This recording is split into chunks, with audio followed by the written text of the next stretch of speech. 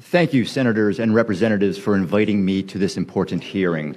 My name is Justin C. Kweder, K-W-E-D-E-R. I am a resident and registered voter in the City and County of Philadelphia. I'm an attorney. I am barred here in the Commonwealth. I am a volunteer certified GOP canvass observer. I was present at the Philadelphia Convention Center during the pre-canvass, canvass processing, and counting of the ballots cast in this year's general election. I was first present as an observer at the Convention Center and at the count on Election Day. I returned as a volunteer observer to watch the process every day for the next 10 days. I'd approximate I was there for about 85 hours over those 10 days.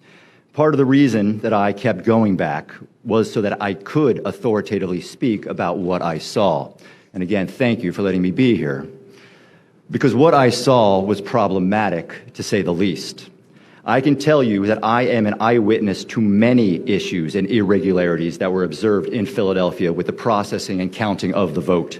I was a witness to too many issues and irregularities to cover in a brief opening statement. And as such, I will now focus on just two issues that I did personally observe. First, the Philadelphia Board of Elections processed hundreds of thousands of mail-in ballots with zero civilian oversight or observation. The mail-in ballots were handled, processed, opened, and counted in Hall F of the Convention Center. Hall F is a vast room, approximately 350 feet by 350 feet. That's about 120,000 square feet. The Board of Elections erected a fence approximately 50 feet into the hall that ran the length of the room. All observers were corralled behind the fence. More than 100 board workers processed and opened mail-in ballots on the other side of the fence. These masked workers were arranged throughout the 120,000 square feet at a distance from the observers of about 10 feet to more than 200 feet away from us. Unlike what some may have reported in the media, the vast majority, and I'd estimate at least 96% of the board workers were processing mail-in ballots 15 to 200 plus feet from us.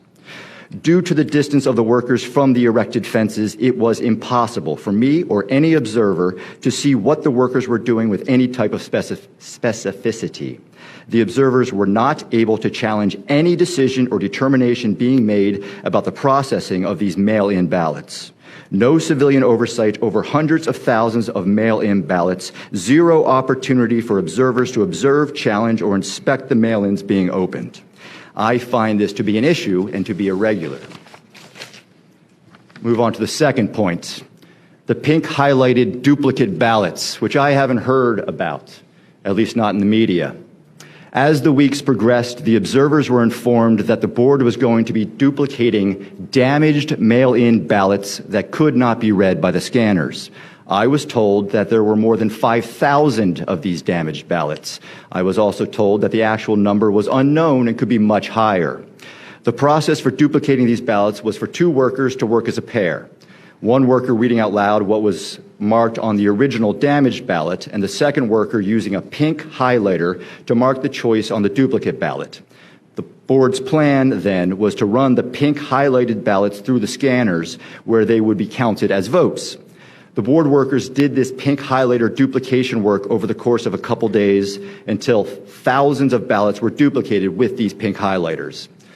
On Thursday, November 12th, the observers were informed that the pink highlighter could not be read by the scanners. They all had to be done again.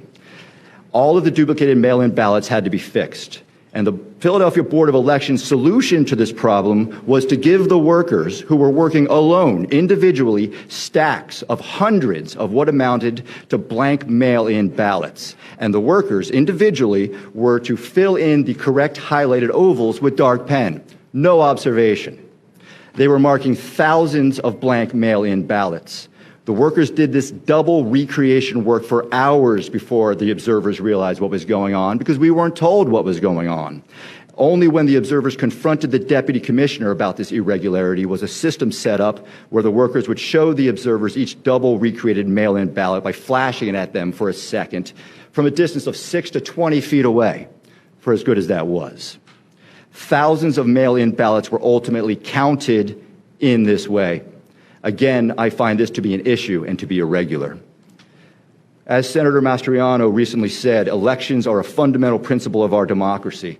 Unfortunately, Pennsylvanians have lost faith in the electoral system, end quote. And let me add a quote that Philadelphia City Commissioner of Elections Al Schmidt just made when he said about these recent elections in Philadelphia that these were the most secure and transparent elections in Philadelphia's history, end quote. Now, I wasn't around for every election in Philadelphia's history, but I can tell you as an eyewitness,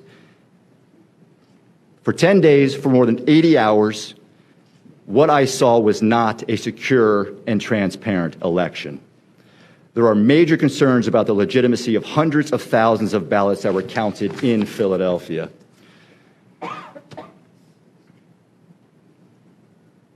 Excuse me. All right, let me finish with this. May I suggest to you that any restoration of faith on the part of Pennsylvanians in our electoral system can and will only be accomplished after an investigation into this election, only after the law is properly applied to this election. The idea that we can just move on by making sure that the law is properly applied in the next election is, in my opinion, unacceptable.